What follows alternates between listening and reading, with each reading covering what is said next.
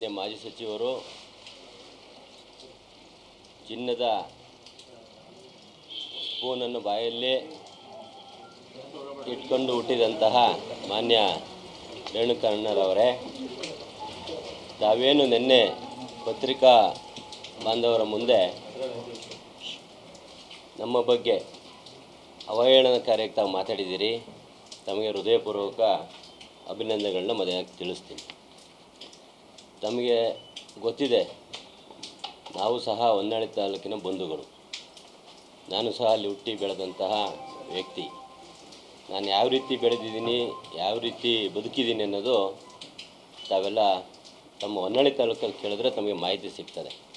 ಆರೋಪ ಮಾಡಿ, ರಾಜಕೀಯ ಆರೋಪ ಮಾಡಿ, ನಾನು ಸಹ ಆರೋಪ ಸುಮಾರು ಸರಿ ಯಾರಿಗೇ ಆಗಲಿ ವ್ಯಕ್ತಿಗತವಾಗಿ ಮಾಡಿಲ್ಲ. ಮಾಡಿದ್ರೂ ಸಹ ರಾಜಕೀಯವಾಗಿರುತ್ತೆ ಬಿಟ್ಟರೆ ವ್ಯಕ್ತಿಗತವಾಗಿ ಯಾರಿಗೂ ಮಾಡಿಲ್ಲ. ತಾವು ವ್ಯಕ್ತಿಗತವಾಗಿ ಇವತ್ತು ಮಾತಾಡಿದ್ದೀರಿ. ತಮ್ಮಲ್ಲಿ ಒಂದು ಮನವಿ ಮಾಡ್ತೀನಿ. ಮೊದಲನೇದಾಗಿ ಏನಪ್ಪ ಅಂದರೆ, ತಾವೇನು ಹೇಳಿದಿರಿ ನಿನ್ನೆ ಕೆಸಿನೋ ನಡೆಸ್ತಿದ್ದೀವಿ ಅಂತ ಹೇಳಿದಿರಿ. ಎಲ್ಲಾದರೂ ಯಾವುದೇ ಕೆಸಿನೋದಲ್ಲಿ ಕೇವಲ 0.01% ಪಾರ್ಟ್ನರ್ಶಿಪ್ ಇದ್ದರೂ ಕೂಡ ಒಂದನೇದು. ಎರಡನೇದು ಇಸ್ಪೀಟ್ ನಡೆಸ್ತಿದ್ದೀರಿ ಅಂದಿರಿ. ಎಲ್ಲಾದರೂ ಒಂದೇ ಒಂದು ಕೇಸ್ ನಾನು ಇಸ್ಪೀಟಿನ ಬಗ್ಗೆ ದಾಖಲೆಗಳಿದ್ದರೆ ಅಥವಾ ಎಲ್ಲರೂ ಇಸ್ಪೀಟ್ ನಡೆಸೋದ್ರ ಬಗ್ಗೆ ದಾಖಲೆಗಳಿದ್ದರೆ. ಮೂರನೇದು ಐ ಪಿ ಎಲ್ ಬೆಟ್ಟಿಂಗ್ ದಂಧೆ, ಅದರಲ್ಲೂ ಸಹ ಏನಾದ್ರು ಭಾಗಿಯಾಗಿರೋ ಒಂದು ಕೇಸ್ ಅಥವಾ ಯಾವ್ದಾದ್ರು ನಿಮ್ಮಲ್ಲಿ ಪ್ರೂಫ್ ಇದ್ದರೆ, ಜೊತೆಗೆ ಈ 3 ಆರೋಪಗಳಿಗೆ ಮೊದಲದಾಗಿ ಉತ್ತರ ಕೊಡ್ತೀನಿ. ತಾವೇನು 3 ಆರೋಪ ಮಾಡಿದಿರಿ, ನೀವು ಮಾಜಿ ಸಚಿವರು. ಅದಕ್ಕಿಂತ ಹೆಚ್ಚಾಗಿ ನಮ್ಮ ಸಮಾಜದಲ್ಲಿ ನೀವು ನಮ್ಮನ್ನು ಸ್ವಾಮಿ ಗುರುಗಳು ಅಂತ ನಾವೆಲ್ಲ ತಮ್ಮ ಪಾದ ಪೂಜೆ ಮಾಡಿದ್ದೀವಿ.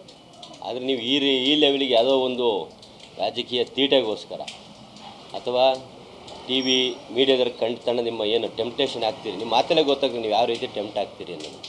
ಇಲ್ಲಿವರೆಗೆ ಯಾವ್ದಾದ್ರು ಒಂದು ಮೀಡಿಯಾ ಮುಂದೆ ಸಮಾಧಾನವಾಗಿ ಮಾತಾಡಿರೋದೊಂದು ತುಣುಕಿದ್ರೆ ಕಳಿಸಿ. ಏನು 3 ದಂಧೆಗಳ ಬಗ್ಗೆ ಮಾತಾಡಿದಿರಿ, ನಾನು ಆ ಭಾಗದಲ್ಲಿ ಆ ಒಂದು ವ್ಯವಹಾರಗಳಲ್ಲಿ ಯಾವುದರಲ್ಲಾದರೂ ಒಂದರಲ್ಲಿ ಭಾಗಿಯಾಗಿದ್ದರೂ ಸಹ ನಾನು ನಿಮ್ಮನೆ ಬಾಗಿಲಿಗೆ ಬಂದು ನಿಲ್ಲಕ್ಕೆ ರೆಡಿ ಇದ್ದೀನಿ. ಅದಕ್ಕಿಂತ ಮುಂಚೆ ತಾವು ಏನು ಆರೋಪ ಮಾಡಿದ್ದೀರಿ, ತಾವು ನಮ್ಮ ಚೆನ್ನಗಿರಿಯ ಗುರು ಮಹಾರುದ್ರ ಸ್ವಾಮಿ ಮಾಯನೊಳೆಯ ದೇವಸ್ಥಾನಕ್ಕೆ ಬಂದು ನಾನೇನು 3 ಆರೋಪ ಮಾಡಿದ್ದೀನಿ, ಈ ಆರೋಪ ಸಂಪೂರ್ಣ ಸತ್ಯ ಅಂತೇಳಿ ತಾವು ಪ್ರಮಾಣ ಮಾಡಬೇಕು. ನಾನು ಯಾವುದೇ ಈ ಒಂದು ದಂಧೆಗಳಲ್ಲಿ ಏನು ಕಾನೂನು ಬಾಹಿರ ದಂಧೆಗಳಲ್ಲಿ ಭಾಗಿಯಾಗಿಲ್ಲ ಅಂತ ನಾನು ಸಹ ಪ್ರಮಾಣ ಮಾಡೋಕ್ಕೆ ಸಿದ್ಧನಿದ್ದೀನಿ. ದಯಮಾಡಿ ಇದನ್ನು ಭಾಳಷ್ಟು ತಾವು ಭಾಳ ಒತ್ತಡದಲ್ಲಿ ಹೇಳಿದಿರಿ. ಅದರಲ್ಲೂ ಸಹ ತಾವು ಸುಮ್ಮನಿದ್ರೆ ಏನಾಗ್ತಿರಲಿಲ್ಲ. ಮತ್ತು ಹಿಂದೆಲ್ಲ ಕೇಳಿದಿರಿ, ಹಿಂದೆ ಯಾರೂ ಸಹ ಮಾತಾಡಿಲ್ಲ. ತಾವೇ ಅದನ್ನು ಮತ್ತೇನೋ ಅಂತ ಒತ್ತಿ ಕೇಳಿದ್ರೆ ಅಲ್ಲೇ ಗೊತ್ತಾಗ್ತದೆ ಸುಳ್ಳನ್ನು ಸತ್ಯ ಮಾಡೋಕ್ಕೆ ಯಾವ ರೀತಿ ನೀವು ಪ್ರಯತ್ನ ಪಡ್ತಾಯಿದ್ದೀರಿ. ತಾವು ಮೊದಲು ಮಾರುದ್ರ ಸ್ವಾಮಿ ದೇವಸ್ಥಾನಕ್ಕೆ ಬಂದು ಪ್ರಮಾಣ ಮಾಡಬೇಕು, ಇಲ್ಲ ಸಾರ್ವಜನಿಕವಾಗಿ ಕ್ಷಮೆ ಕೇಳಬೇಕು. ಒಂದನೇದು. ಎರಡನೇದು, ತಾವೇನು ಮರಳು ದಂಧೆ ಬಗ್ಗೆ ಮಾತಾಡಿದ್ದೀರಿ. ಮರಳು ದಂಧೆ ಅಲ್ಲ, ಅದು ಮರಳು ವ್ಯಾಪಾರ. ನಾನು ಸಹ ಸರ್ಕಾರಿ ಟೆಂಡರ್ಗಳನ್ನ ತಗೊಂಡು ಟ್ರಾನ್ಸ್ಪೋರ್ಟ್ ವೆಹಿಕಲ್ನ ನಡೆಸ್ತಾ ಬಂದಿದ್ದೆ. ನನಗೆ ಹಿಂದೆ ಮರಳು ಬಸಣ್ಣ ಅಂತಲೇ ಸುಮಾರು ಜನ ಸ್ನೇಹಿತರು ಸೇವ್ ಮಾಡ್ಕೊಂಡಿದ್ದೆ.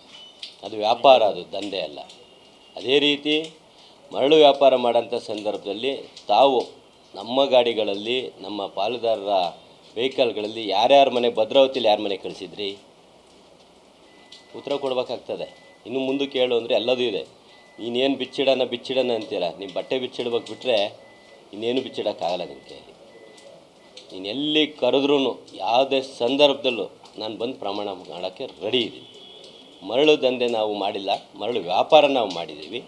ಆ ವ್ಯಾಪಾರ ಮಾಡಿದಂಥ ಸಂದರ್ಭದಲ್ಲಿ ತಾವೇನೇನು ಯಾರ್ಯಾರ ಮನೆಗೆ ಹೆಣ್ಮಕ್ಳುಗಳು ಕಳಿಸಿದಿರೋ, ಗಂಡು ಮಕ್ಳಿಗೆ ಕಳಿಸಿದಿರೋ, ನೀವು ಮನೆ ಕಟ್ಟಕ್ಕೆ ಕಳಿಸಿದಿರೋ ಅಥವಾ ನಮ್ಮ ಹತ್ರ ಏನಾದ್ರು ಮಾಮೂಲಿ ತಿಂದಿದ್ದಿರೋ, ಇದೇ ತಾವು ಮಾಜಿ ಶಾಸಕರಾಗಿದ್ರಿ, ಇದೇ ನಮ್ಮ ಪಾಲ್ದಾರ ಜೊತೆಗೆ ತಾವು ನಮ್ಮ ಜೊತೆ APMC ಕಟ್ಟೆಯಲ್ಲಿ ಬಂದು ಕೂತು ಏನು ಮಾತಾಡಿದ್ರಿ, ಅವತ್ತು ಏನು ಫುಡ್ಡು ತಿಂದಿದ್ರಿ, ಯಾವ ಕಾರಲ್ಲಿ ಕೂತಿದ್ರಿ, ನನ್ನದೇ ಬೆಂಚ್ ಕಾರಲ್ಲಿ ಬಂದು ನನ್ನ ಗಾಡಿಲೇ ಕೂತು ನನ್ನ ಹತ್ರನೇ ಮಾತಾಡಿದ್ರಿ. ನೆನಪಿರಲಿ, ಶಾಶ್ವತ ಅಲ್ಲ, ಅಧಿಕಾರ ಶಾಶ್ವತ ಅಲ್ಲ. ಯಾರೋ ಒಬ್ಬ ಸಾಧು ಸಮಾಜದ ಹುಡುಗ ಬೆಳೀತಾ ಇದ್ದಾನೆ ಅಂದರೆ ನಿನ್ನ ಕೈಲಿ ಸಹಿಸೋಕ್ಕಾಗಲ್ಲ. ಯಾಕೆ ಹೇಳು, ಸಾಧು ಸಮಾಜದವರೆಲ್ಲ ನೀನು ಗೆಲ್ಲಿಸ್ತಾ ಇರೋದು, ಅವರು ಮೂರ್ಖರು, ನೀನಲ್ಲ.